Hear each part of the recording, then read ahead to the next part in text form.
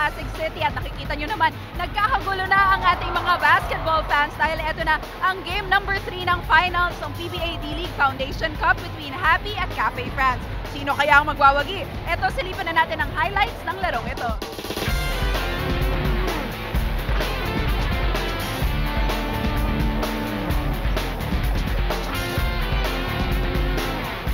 The game-winning shot, how do you feel? I just feel great, you know. It's amazing. This is my first time to put a buzzer beater, and it's for the championship and for a title. I'm just happy. Just this win is for them. So they should support us more in the coming conference. We are just here to make them happy, just to do our best and enjoying basketball. Sumali ka sa Cafe France, in-expect mo ba na makakuha ka ng championship? Oo naman, nag-expect ako na sana madala ko sila sa championship. O yun na nga, ito, nakakatulong din ako sa kanila. So what's next for you? The higher league, sana makabalik ako dun. How do you feel that you were able to get the very first championship of Cafe France? It's a humbling experience, you know, to be blessed, to be put with this group. As much as I've helped them, they've helped me grow as a player. And all the hard work just paid off, and we just keep faith in the Lord. So what's next for you? I'm going to enter the draft this upcoming year. Just going to keep working on parts of my games that I think needs to be worked on.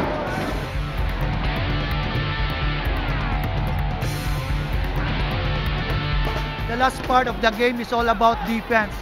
And as you can see on the last part, we tried to deny everybody, and everybody is trying to defend. We got the ball, showing all the heart to stop Happy Team. And that is why the reward was very, very, very amazing. The Happy Fresh Fighters were gunning for their second straight championship pero hindi pumayag ang Cafe France at nakuha nila ang panalo by only 1 point. 56-55 po ang naging final score. Of course, congratulations sa Cafe France. Ito ang kauna-unahang championship nila in franchise history. Ako po si Carla Lizardo para sa Sports 360. Ganda ni Carla. Pero syempre, before anything else, isang dumadagundong na congratulations po para sa Cafe France for winning the D-League Championship. Pero sa kabilang dako, makakasama po natin sa pagkakataon na ito, isa sa mga dumadugundong din naman na pangalan sa mundo ng basketball. Walang iba, Troy Rosario ang nakalaban ng Cafe France mula sa Happy. Okay! Good evening. Ang galing, hindi nga. Pasensya ka na, yun yung naging bumper namin. Wala naman kaming ibig sabihin. Parang hindi na tayo nakakuha dun sa nanalong team eh. No? Hindi tayo nakakuha, pero nandito si Troy. Dahil kung hindi nyo po alam, Troy of course has been a person known for different teams. Nagsimula siya sa NU Bulldogs. Of course, Happy Fresh Fighters, and of course, the Gilas Cadets. And marami na rin po siyang naging achievements as a young athlete.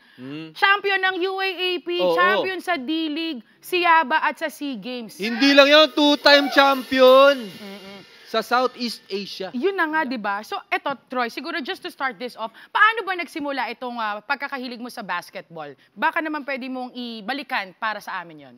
Actually, bago ako mag-start ng basketball, volleyball muna ako. Volleyball. So, nung nakailigan ko na lang yung basketball, siguro nung nag-college na ako.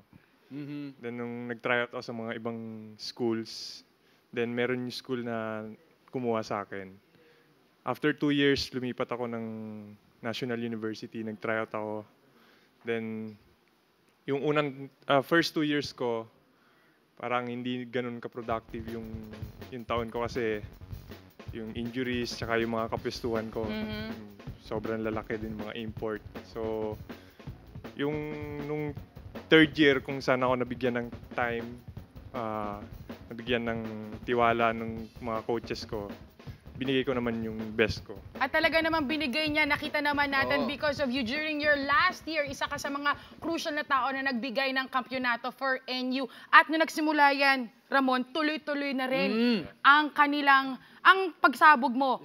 Andyan, yung pagpasok niya syempre sa Happy Fresh Fighters, nakuha niyo yung championship. Championship nung first conference. Oo. Sige, balikan mo saan. Paano naman yung experience na yon going through the amateur league?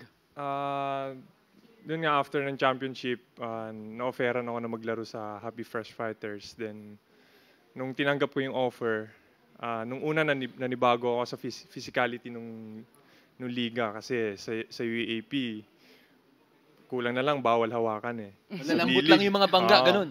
Bawal hawakan. Yung sa D-League, sobrang yung physicality, ibang-iba.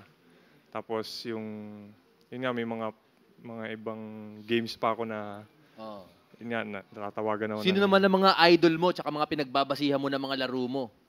Dalawa yung idol ko sa PBA. Sa PBA, sige. Si Ranidel tsaka si Mark Pingris. Ranidel and Mark Pingris, both of them are very defensive-minded. Tsaka medyo mga physical din maglaro very yung mga yan. Physical.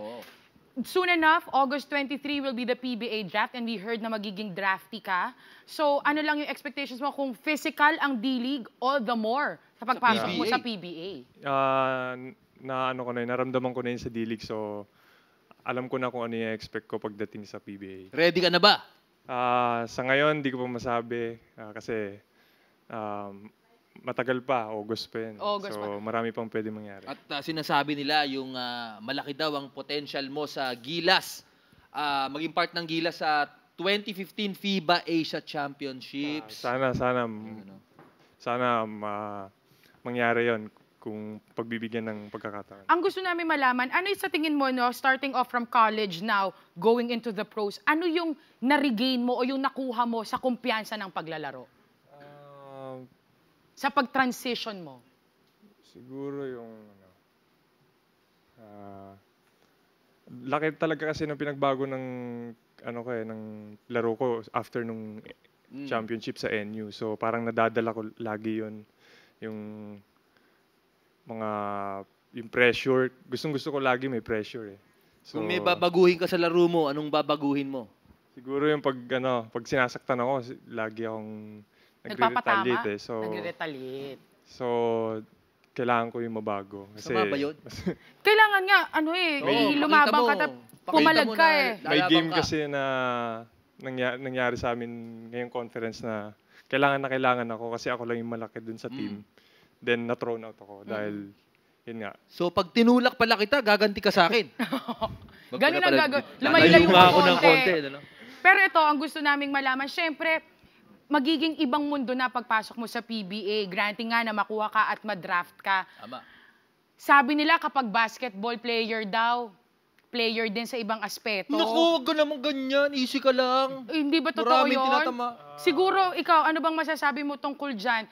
To represent all the rookies coming in, na wag naman silang i-judge agad. Yeah. Yun nga yung sabi pag player. Player din. Matinik din sa chicks. Ba't di mo nilalapit yung mic? Baka may makarinig. Hindi, Tsaka, sige, ipagtanggol mo ang mga players na mali ang naman sa player pagtingin sa kanila. Kung loyal sila sa mga partners nila. Basta ang importante, kung taken ka, use it as an inspiration. So dapat ang motto niyan, basta basketball player, loyal, lover. Oo. Pero ito, hindi namin palalagpasan, syempre, nakita na namin ang skills mo sa basketball. Tingnan naman natin ang galing mo pagdating sa challenge na ibibigay namin sa'yo, Troy. Eto na, challenge kay Troy, truth or dance?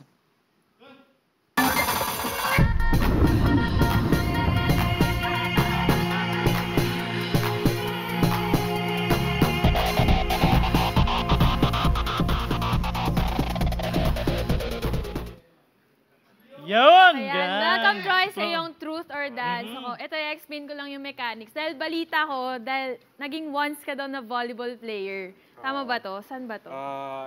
Bali, nag-tryout lang ako. Dati akong volleyball player from first year to fourth year. Then, nag-tryout ako college na. Saan? Sa FEU. So, sigurado kung kayang-kaya mo tong challenge natin. So, Troy, ganito lang yung gagawin mo. Dahil wala tayong volleyball, soccer ball na lang. Kaya mo lang siyang i-dig pass, pa-shoot sa ring. So, kung masushoot mo, ako yung mamimili kung truth or dance. Pero kung hindi mo masushoot, ikaw yung mamimili kung truth or dance. And 2 trials lang dapat. So, yun. Yan. Yan. Let's go, Troy! Subukan na si Troy. Dig pass lang, Truth or dance? Isa pa. 2 trials.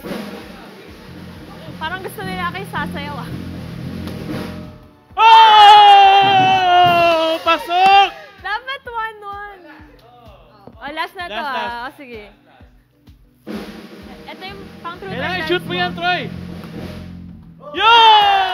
Piece of Segment cake! ko pala to. Piece of cake kay Troy. Sige, dance na lang.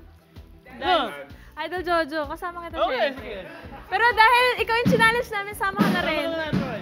Ano ba to? Nainay maliit na bahaga. Ano?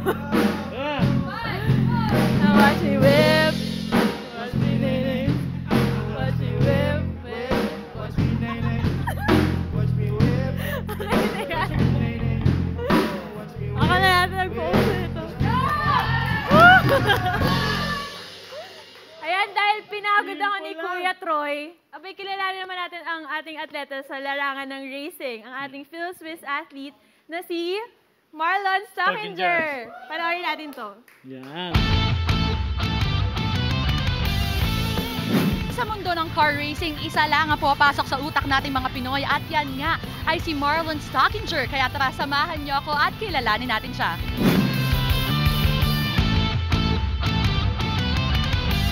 This event is about basically bringing motorsport to the Philippines. Obviously, with my racing career, I'm always abroad and it's very hard to view it. So it's a good way to promote, obviously, racing talent. Let the public view it for free and get a chance to see motorsport up close. I started in racing in Carmona in Cavite. My father brought me to the track, and ever since I was 9 years old, I've been racing, and I started here. So it's a really cool thing to be able to know that you raced against other Filipino drivers on Filipino soil, and I was able to bring those talents across to Europe and be successful with it. What's next for me is hopefully F1. I mean, we're really pushing for that. I think eventually, when I get better results in GP2, of course, we have the chance. We've already driven F1 as well, so I think we're getting closer and closer. At ayan na nga, nakita at nakilala na natin si Marlon Stockinger, kung paano siya nagsimula at kung ano pa yung mga gusto niyang maatim sa kanyang career. Kaya naman sabay-sabay natin siyang suportahan sa kanyang mga susunod na laban, starting with the one in Silverstone, England. Again, my name is Nikki Stan for Sports 360.